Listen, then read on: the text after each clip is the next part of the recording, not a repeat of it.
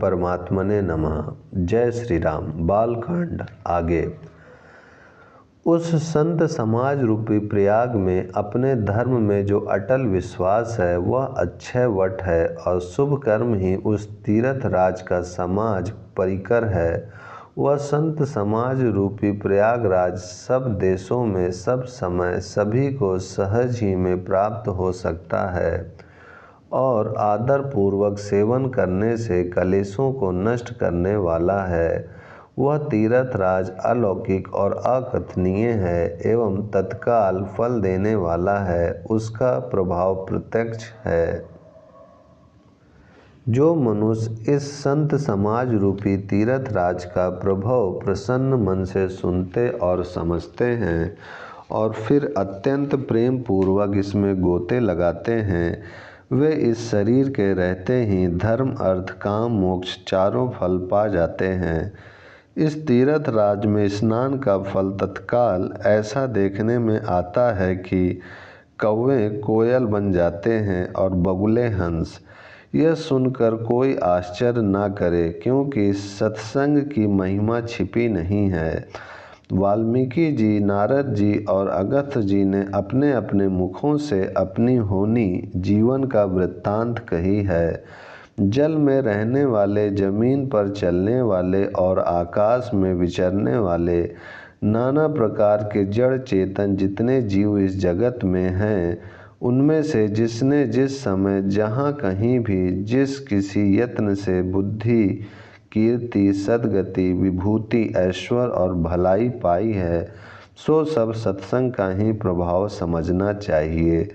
वेदों में और लोक में इनकी प्राप्ति का दूसरा कोई उपाय नहीं है। सत्संग के बिना विवेक नहीं होता और श्री राम जी की कृपा के बिना वह सत्संग सहज में मिलता नहीं। सत्संगति आनंद और कल्याण की जड़ है। सत्संग की सिद्धि प्राप्ति ही फल है और सब साधन तो फूल है। दुष्ट भी सत्संगति पाकर सुधर जाते हैं।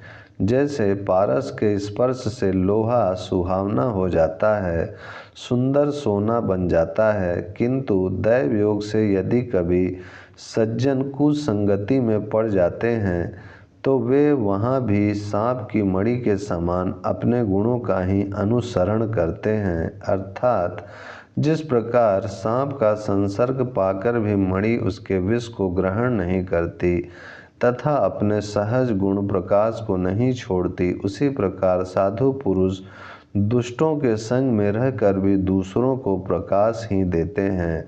दुष्टों का उन पर कोई प्रभाव नहीं पड़ता। ब्रह्मा, विष्णु, शिव, कवि और पंडितों की वाणी भी संत महिमा का वर्णन करने में सकुचाती है। वह मुझसे किस प्रकार नहीं कही जाती। जैसे साग तरकारी बेचने वालों से मड़ियों के गुण समूह नहीं कहे जा सकते। मैं संतों को प्रणाम करता हूँ जिनके चित्त में समता है, जिनका ना कोई मित्र है और ना कोई शत्रु। जैसे अंजलि में रखे हुए सुंदर फूल, जिस हाथ ने फूलों को तोड़ा और जिसने उनको रखा, उन दोनों ही हाथों को समान रूप से सुगंध करते हैं, वैसे ही संत शत्रु और मित्र दोनों का ही समान रूप से कल्याण करते हैं। संत सरल हृदय और जगत के हितकारी होते हैं। उनके ऐसे स्वभाव और स्नेह को जानकर मैं विनय करता हूँ। मेरी इस बाल विनय को सुनकर कृपा करके श्री राम जी के चरणों में मुझे प्रीति दें। अब मैं सच्चे भाव से दुष्टों को प्रणाम करता हूँ, जो बिना ही प्रयोजन अपना हित करने वाले के भी प्रतिकूल आचरण करते हैं। दूसरों के हित की हानि ही जिनकी दृष्टि में लाभ है, जिनको दूसरों के उजड़ने में हर्ष और बसने में विषाद होता है, जो हरि और हर के यश रूपी पूर्णिमा के चंद्रमा के लिए राहु के समान हैं। अर्थात जहाँ कहीं भगवान विष्णु या शंकर के यश का वर्णन होता है, उसी में वे बाधा देते हैं और दूसरों की बुराई करने में सहस्त्र बाहु के समान वीर हैं। जो दूसरों के दोषों को हजार आँखों से देखते हैं और दूसरों के हित रूपी घी के लिए जिनका मन मक्खी के समान है, अर्थात जिस प्रकार मक्खी घी में गिरकर उसे खराब कर देती है और स्वयं भी मर जाती है, उसी प्रकार दुष्ट लोग दूसरों के बने बनाए काम को अपनी हानि करके भी बिगाड़ देते हैं। जो तेज दूसरों को जलाने वाले ताप में अग्नि और क्रोध में यमराज के समान है, पाप और अवगुण रूपी धन में कुबेर के समान धनी है, जिनकी बढ़ती सभी के हित का नाश करने के लिए केतु पुच्छल तारे के समान है और जिनके कुंभकर्ण की तरह सोते रहने में ही भलाई है। जैसे ओले खेती का नाश करके आप भी गल जाते हैं, वैसे ही वे दूसरों का काम बिगाड़ने के लिए अपना शरीर तक छोड़ देते हैं। मैं दुष्टों को हजार मुख वाले शेष जी के समान समझकर प्रणाम करता हूँ, जो पराये दोषों का हजार मुखों से बड़े रोष के साथ वर्णन करते हैं।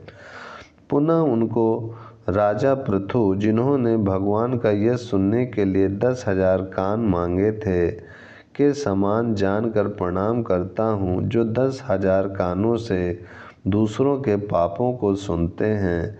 फिर इंद्र के समान मानकर उनकी विनय करता हूँ, जिनको सुरा मदिरा नीकी और हितकारी मालूम देती है।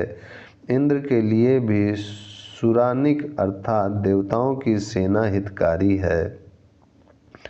जिनको कठोर वचन रूपी वज्र सदा प्यारा लगता है और जो हजार आँखों से दूसरों के दोषों को देखते हैं। दुष्टों की यह रीति है कि वे उदासीन शत्रु अथवा मित्र किसी का भी हित सुनकर जलते हैं। यह जानकर दोनों हाथ जोड़कर यह जन प्रेम पूर्वक उनसे विनय करता है। मैंने अपनी ओर से विनती की है, परंतु वे अपनी ओर से कभी नहीं चूकेंगे। कौवों को बड़े प्रेम से पालिए, परंतु वे क्या कभी मांस के त्यागी हो सकते हैं। अब मैं संत और असंत दोनों के चरणों की वंदना करता हूँ।